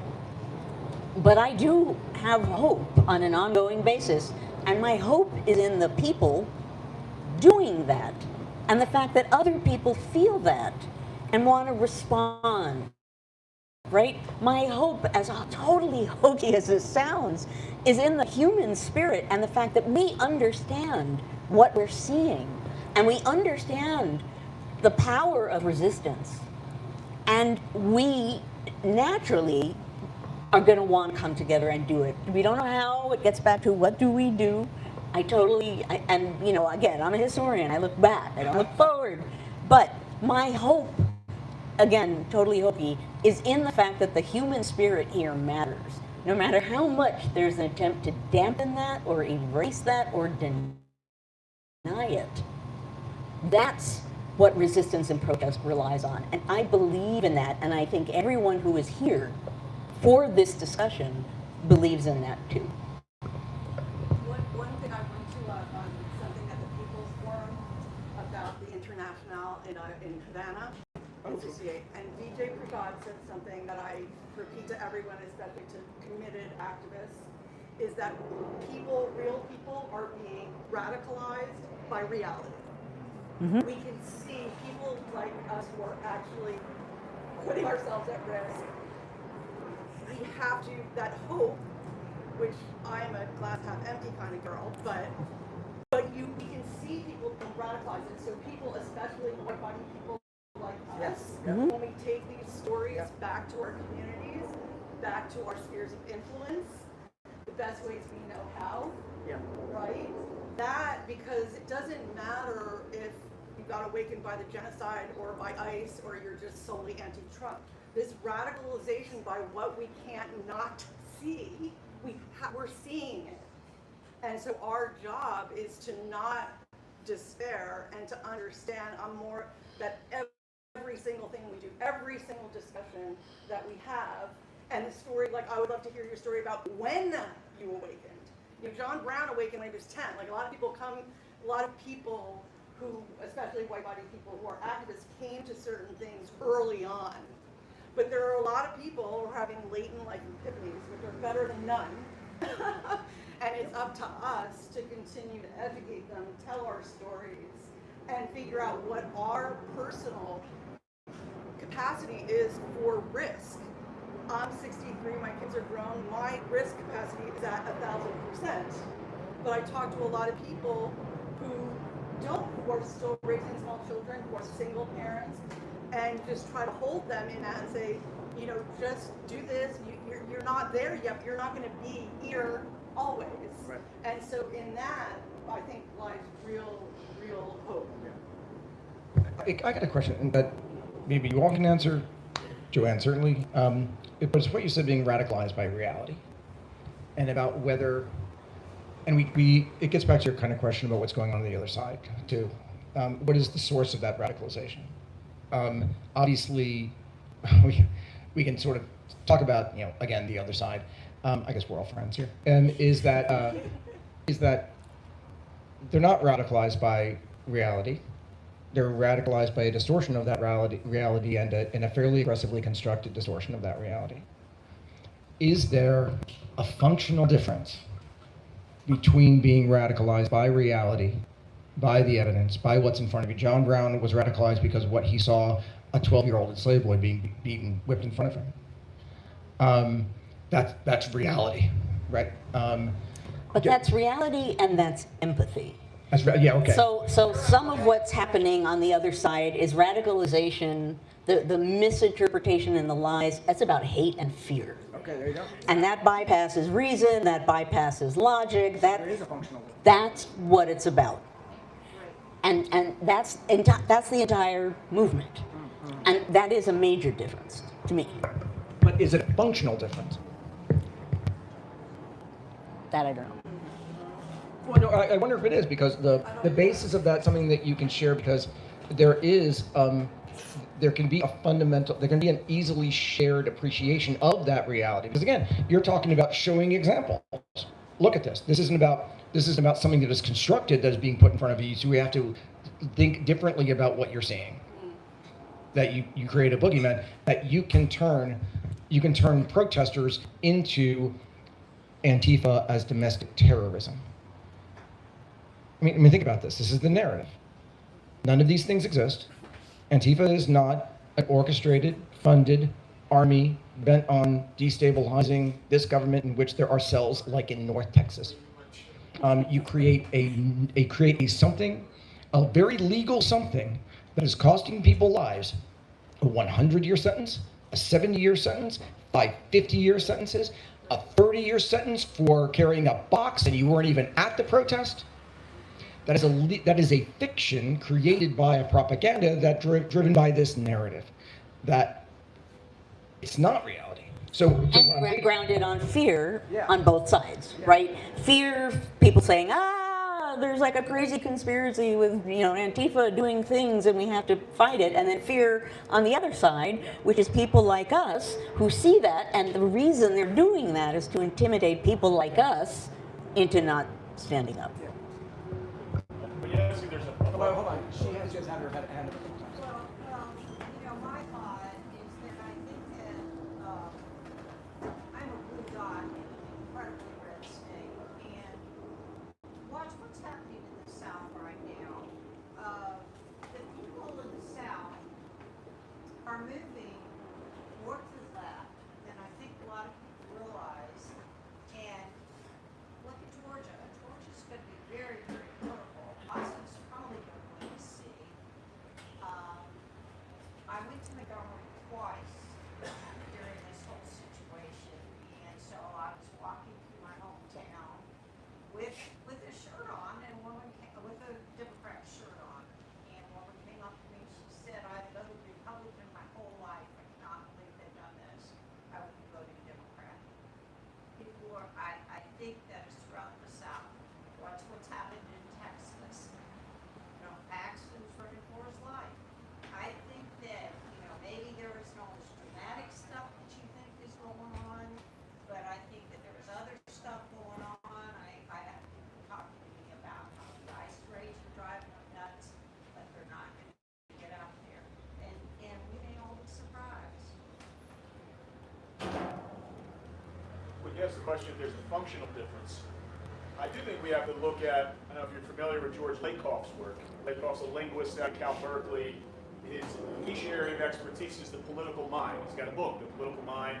His first best-selling book was Don't Think of an Elephant. We all just thought of an elephant. And the brain structure of a conservative and a progressive, the brain structure is different. The amygdala is bigger. So their fear center gets hit, like, it's way more sensitive. And this helped us develop as a species. Like, if we go back, we got to back like 200 years. This is the village, right? Mm-hmm. Maybe it's 150 people. And if my brain stem is like the progressive one, I'm going, hey, what do you think's over there beyond that building? And if his is the conservative, he's going, we're fine. What do you want to go over there for? We're good. We got food, we got drinks, we got nice people talking, we got the community, everything's good. And I might go over there and come back and be like, it's way better over there. Everybody get their stuff. Let's go.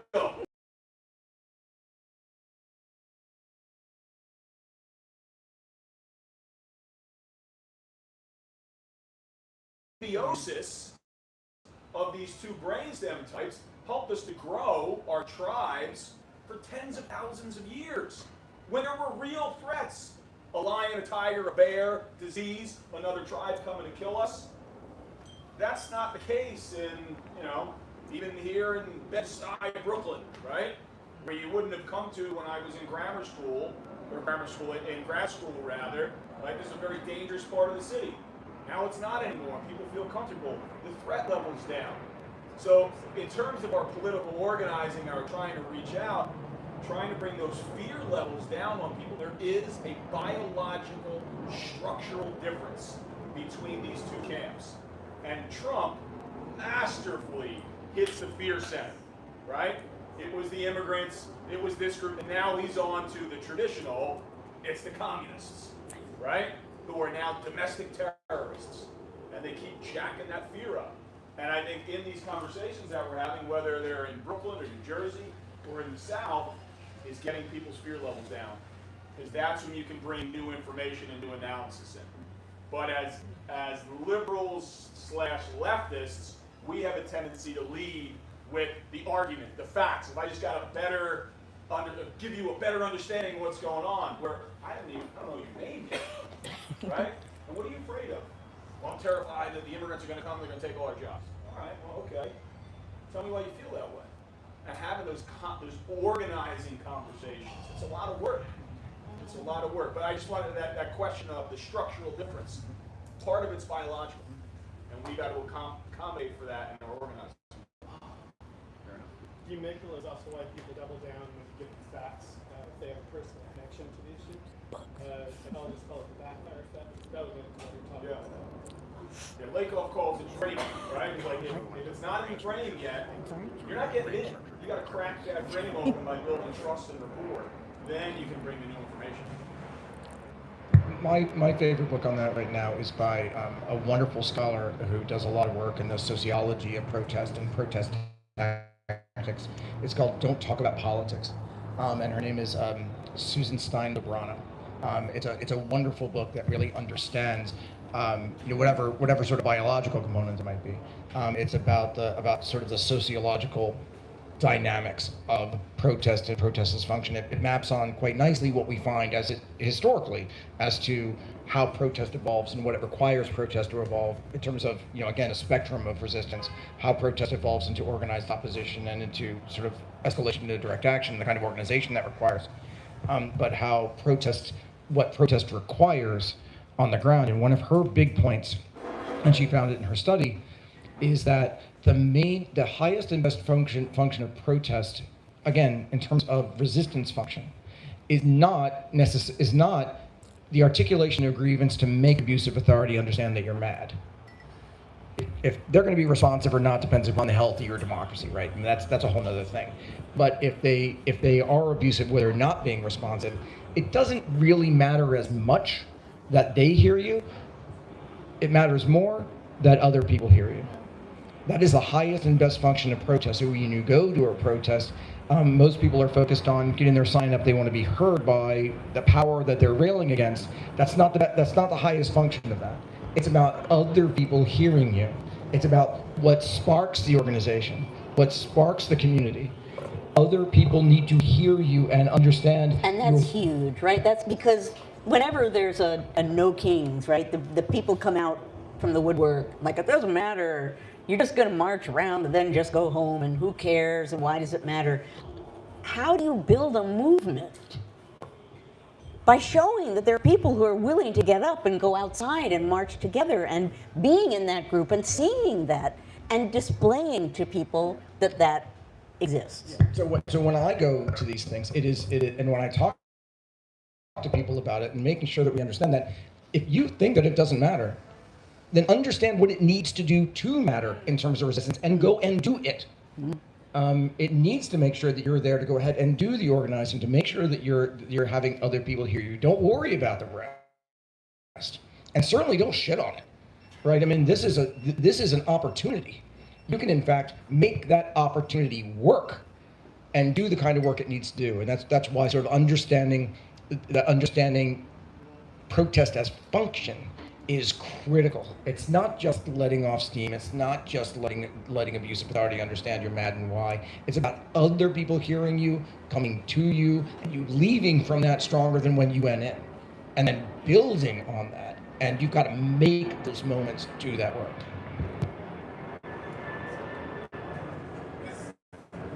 So, sort of to the point about the Antifa, the scary thing.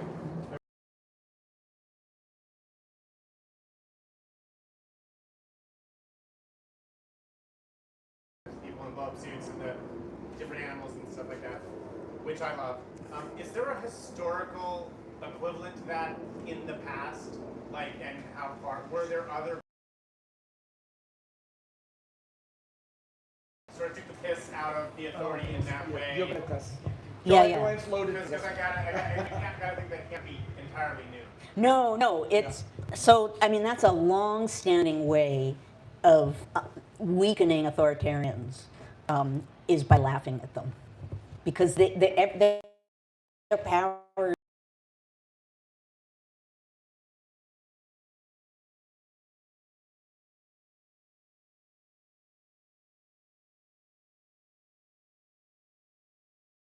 Costume, and suddenly all over America you had people wearing.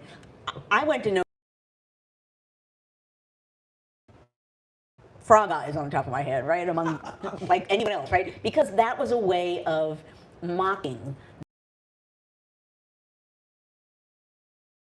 That's in Eastern Europe. There has been that. As a matter of fact, they have a word for it. They call it laughtivism, which again sounds goofy. Laughtivism. Because as goofy as it sounds, laughing is not going to defeat authoritarians, but it's going to weaken it, and it's going to encourage other people to be willing to stand up. So yeah, there is a long-standing way of dealing with humor to smack at authoritarians, and even, I talk about that a little bit in my work. Some of these guys in Congress who were terrified of these Southerners. There was one from New Hampshire, and he was like the master of humor to just totally deflate every Southerner who ran at him with a weapon. He just managed to say something goofy, and the entire room would laugh, and then you would have this Southerner with this cane above his head like, nah! And then this guy from New Hampshire would say, really? Something to mock him, and the guy you could just feel the air pass out of him, and he would just sit down. So there's a long-standing tradition of using mockery to take away the power of the fear. Yeah, and people aren't dressing up in 1775 like that. But I mean, but the idea is about humor, is about satire, a targeted satire, whether it's like political cartoons, particularly when they're coming out of political cartoons, were a great example of that. The danger comes from thinking that it's sufficient. Exactly. But where it does get underrated is in one of the more effective parts of kind of tactical resistance is annoyance. Because the authoritarians of this kind tend to be very thin-skinned. They tend to have very fragile egos. And the more you poke them, they start getting distracted, and they start chasing the poke. I think, was it Serbia where they put these, they planted in the ground these like punching bags that they painted up with the face of the person, right? And people were coming with bats and smacking at them, which made the police so upset that there were all these videos of the police trying desperately to get it out of the ground so that they could, get it out of the way, and it made them look ridiculous. So you're right, it's not enough. It's not all in and of itself a way But if they're doing that, if they're spending their time dragging them up because they're so upset about it, they ain't doing other things. I mean, they start getting distracted about that. You can use that as a really important tactic to distract them, to focus on these things, which can destabilize them. And it shows people standing up. Okay. Wow. I know, gosh. We can have this for 2 hours. I didn't think about when I would be leaving, but Okay. we have. We've been going for 2 hours. Okay. All right. One more question. Or not. Or not. Oh, Okay, so you're talking about like intimidation and hatred and the things that people are putting against you. As a Black American with a literal 400-year history of ancestry of intimidation and hatred, and then you're also talking about mockery, using those kinds of things as ways to kind of get at the other people. What other things historically, and this will come back to your new book and the work that you've done, what other things historically can we use as a way to, because we can't all do the same thing, right? We can't all be at Delaney Hall, we can't all be doing different, but we're going to do the things that each of us can do. So what are different things that we can do that we've learned from history?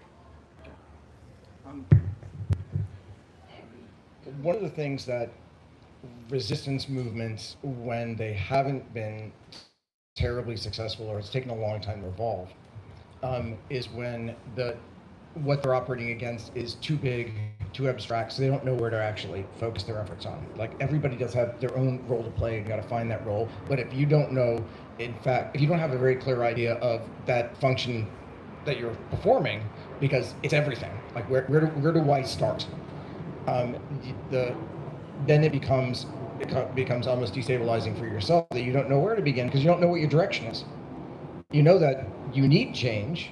You know you want to operate against this abuse of authority. You know you want to stop this, but stopping all of this means you don't know how you actually want to get there.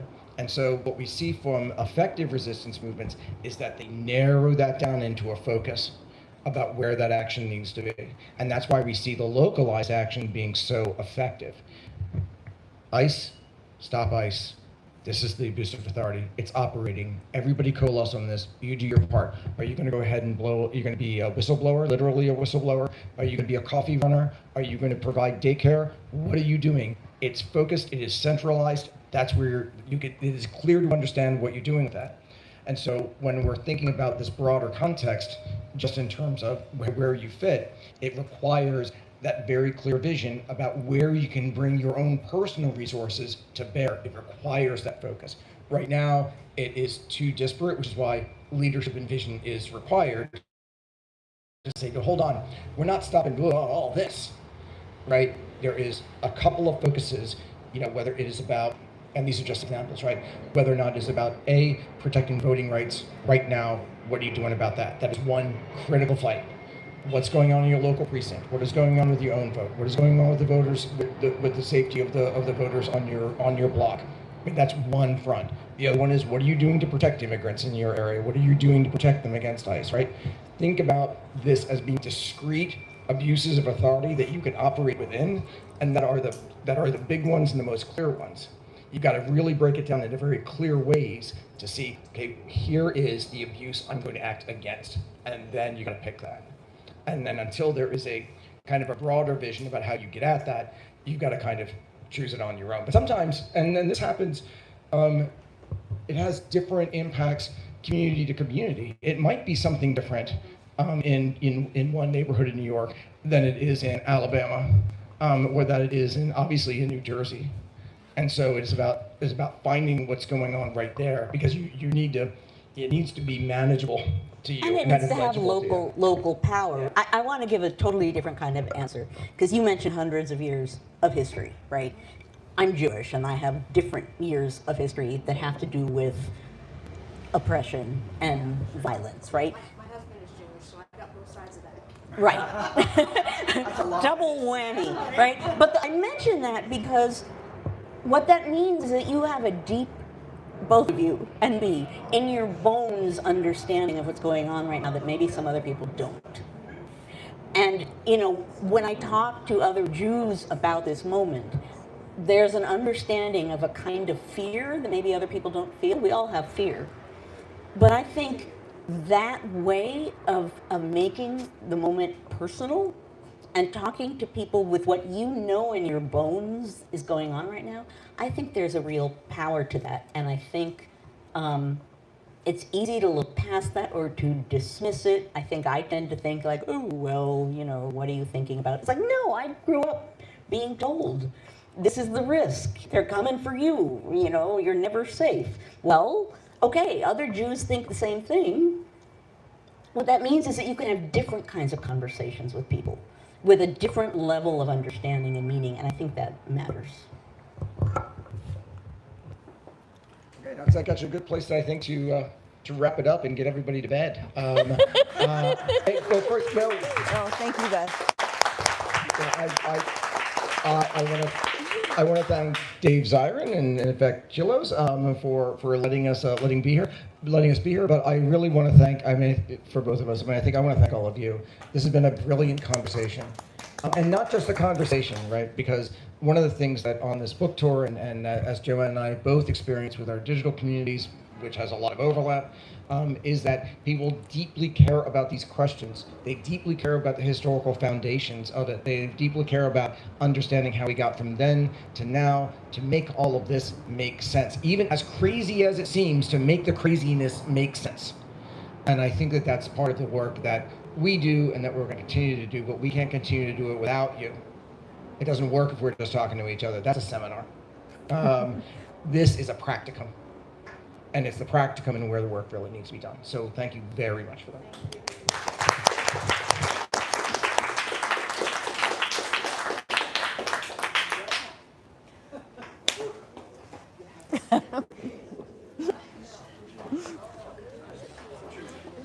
All right, thank you. Woo. Wait a second. We, you did. We, the people. We.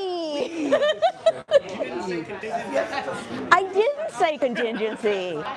Dang! Someone held me accountable for contingency. So in your lead group, yes. Oh, you're so brilliant to meet you.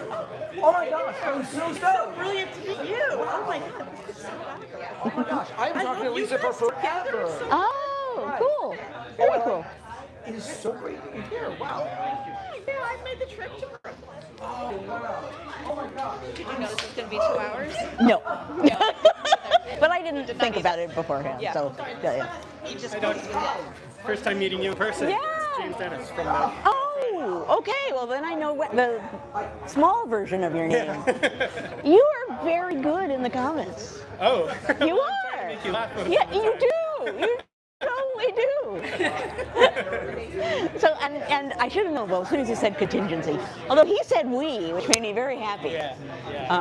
But yeah. Oh, you get a hug. I'm always so happy to meet the people from our community. It's very glad cool. to find the community. Yeah. Prior to 1619, there weren't many liberal historians on there. When I was hanging out with Richard Brookhouse's community. Oh, okay. Not so liberal. And then as soon as I found everyone else, I was like, okay, I'm at it.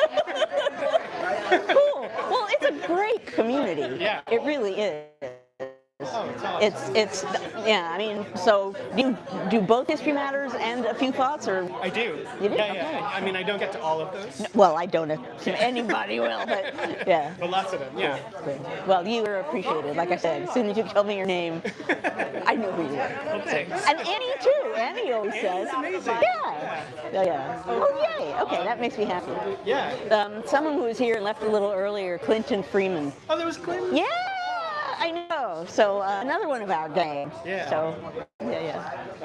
Interesting. So, I wanted to ask, the thing I mentioned about Lincoln here Yeah. in John Quincy Adams, Yeah. that came from the Harlow Giles Unger book. But I learned most of my history by reading books, because I'm not an actual historian. So I that's don't know. something people talk about? Or, I mean,